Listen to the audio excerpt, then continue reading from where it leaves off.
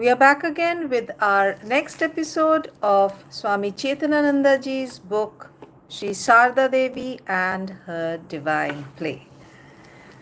Today we are going to do the role of the role of the mother in the Sangha and what she did. So Maharaj writes, Swami Vivekananda was asked a question, who manages a household? Swami Vivekananda replied, in the Western homes, the wife rules. In an Indian home, the mother rules. In many religions, God is worshipped as the male principle. But in India, God is worshipped not only as father, but also as mother. The Taittiriya Upanishad says, Maitri Deva Bhava. That is, worship the mother as God. Why? Vivekananda replied, because she made herself pure. She underwent harsh penance, sometimes to keep herself as pure as purity can be. It is the mother's love and affection, compassion and selflessness, patience and forbearance that hold the family members together. When the master's young disciples wanted to be monks and form the Ramakrishna order, they had to go through insurmountable difficulties. Holy Mother stood behind them. In his lectures, My Life and Mission, given in America on 27 January 1900, Vivekananda acknowledged the role of Holy Mother after the Master's passing away. Then came a terrible time for me personally and for all the other boys as well. The one's sympathy brought blessings and hope. She was a woman, my master's wife. We all have great respect for her. Holy Mother was Ramakrishna's first disciple and he transmitted the results of his sadhana to her. Later, he left his spiritual power and legacy to his disciples. Gradually, the disciples realized that the Master's power was working through Holy Mother. They were identical. During her lifetime, Holy Mother was the Shakti or power behind the order. That power is still working invisibly. Although Holy Mother was not involved in the administration of the order, Swami Brahmananda, Swami Sharadananda and other leaders always consulted with her on crucial issues. She watched over the monks' physical, mental and spiritual well-being. Her practical knowledge and common sense guided them in adjusting to community life in the monastery, and she gave shelter in Udbodhan house to those who could not get along with others. Her spiritual power, unselfish love, and maternal affection transformed the lives of many undisciplined monks. However, she disciplined without compromise those who deviated from the ideal of the Ramakrishna order. She also lifted their minds to a higher realm through her spiritual power and compassion. Her loving service and sweet behavior, forgiveness and gentleness overwhelmed those monks, and they obeyed her implicitly. Regarding the monastic idol, she said that those who could not uphold this idol should marry rather than pollute the purity of the order. She initiated and recruited many monks and gave orchid clothes to some of them who later spread Ramakrishna's message in India as well as abroad.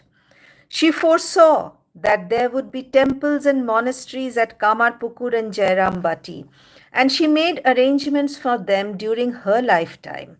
She was behind the establishment of Udbodhan, Jairambati, Koalpara, and Kamarpukur centers. She also encouraged the monks to do relief work during natural calamities. As a mother bird protects her fledglings from the storm by spreading her wings, So the mother protected the master's disciples from various problems in society. In 1889, Swami Brahmanand had a desire to practice austerities in the western part of India. The mother was then at Jairambati. When she came to know of his intentions, she wrote to Balram Basu, I hear that Rakhal wants to go to the western part of India to practice austerities. The last time he did this in Puri, he suffered from the cold. It will be better if he goes in February after the winter. But if his desire is strong, then I have nothing to say. This approval was enough for Brahmananda and he left for tapasya in December. Holy Mother was not selfish or a possessive mother, overtly attached to her children or keeping them too close to herself. She gave sannyas to some disciples and then sent them away to the Himalayas for tapasya. She even gave them permission to go to foreign countries to spread Ramakrishna's message. Holy Mother said to Swami Girijananda, my mother was very fond of Sharad. He came to me for permission to go to America. I blessed him and said, don't be afraid. The Master is always protecting you. When Sharad left, my mother said to me, look, Saru, being a mother, why did you give permission to Sarad to go far away beyond the 7 seas and 13 rivers? Your heart is so hard as a stone. Holy Mother tied the monks to her with unfathomable love and affection. She watched over their physical needs as well as the spiritual welfare. Swami Vivekananda recalls, towards the end of the summer of 1893, Holy Mother was staying at Nilambar's garden house in Belur. She lived on the second floor with Golapma and Yoginma. Swamis Yogananda and Trigunatitananda lived downstairs as her attendants and they did all her errands. The Ramakrishna Mutt was then at Alam Bazar. I joined there and went to visit the mother, which was my second meeting with her. I prostrated at her feet and she asked me to stay there that night. The next morning, when I was about to take leave, she said to me affectionately, my son, this time I am very much pained to see you. What a nice plump body you had previously.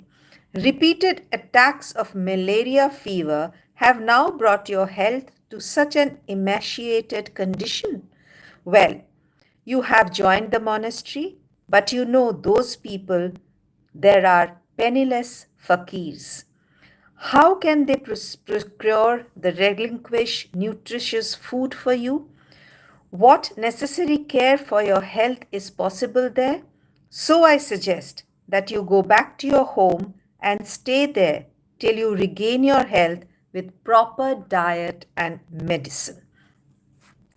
I was least prepared for these words of the mother. Astounded, I couldn't utter anything for some time.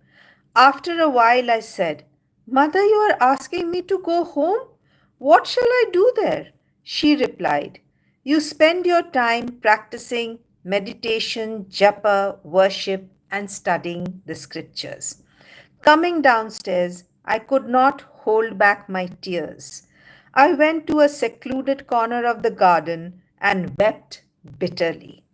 Swami Yogananda heard the whole story from Golapma about me. He consoled me and asked, have you received any initiation? No, I have not, I replied. Then why did you not ask the mother what meditation and japa you were to do at home? Said Yogananda.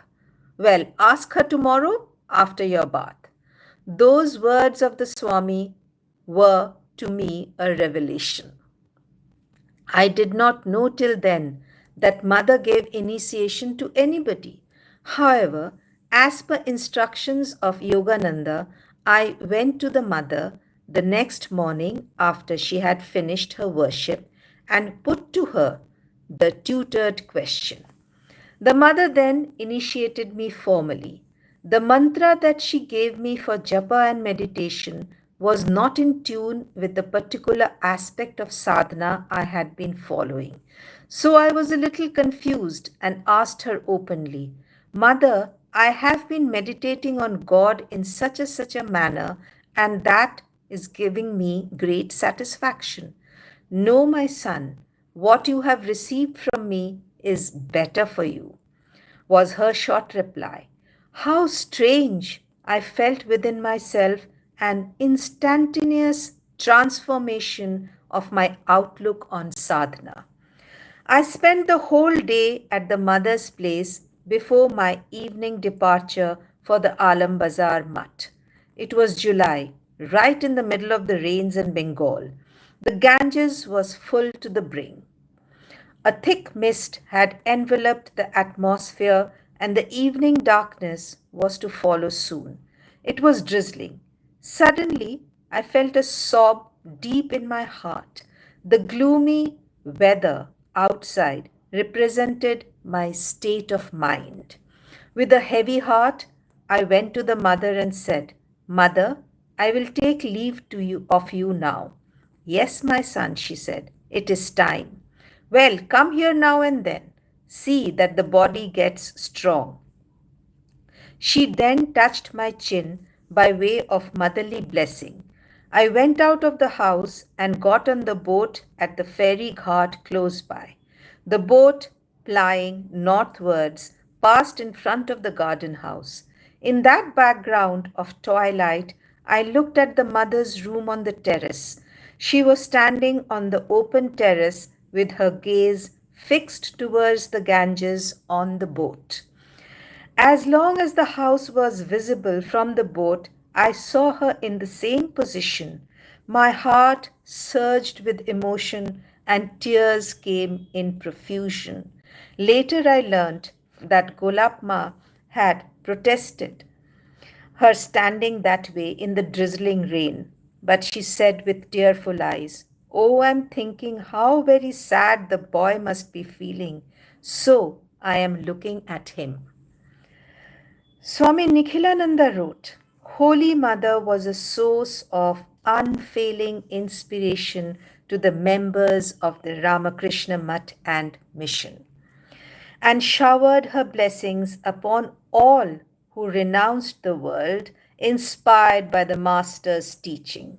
She had felt the need of a religious organization for the purpose of preaching the Master's teaching and giving them practical shape, and also of affording shelter to the monks where they could be assured of food, clothes, and other simple necessities of life. After the establishment of the Mutt and the mission, she became its spiritual center. During her lifetime, she kept her eyes on the monks to see that they faithfully discharged their duties. Like Swami Vivekananda, she looked on the organization as the visible body of Sri Ramakrishna and its every part as one of his own limbs. She gave freedom to the monks to develop their inner potentials in their own way, but did not shrink from severity when such an attitude was found necessary. Once Yoginma told Sharadananda, whatever mutt and ashram centers you see around are the outcome of Holy Mother's grace. Whenever she visited any deities, she prayed with tearful eyes, Master, please create a shelter for my children to live and arrange a little food for them to eat. The mother's prayer has been fulfilled. Hope you enjoyed today's reading. What a lovely way the mother is blessing us all the time.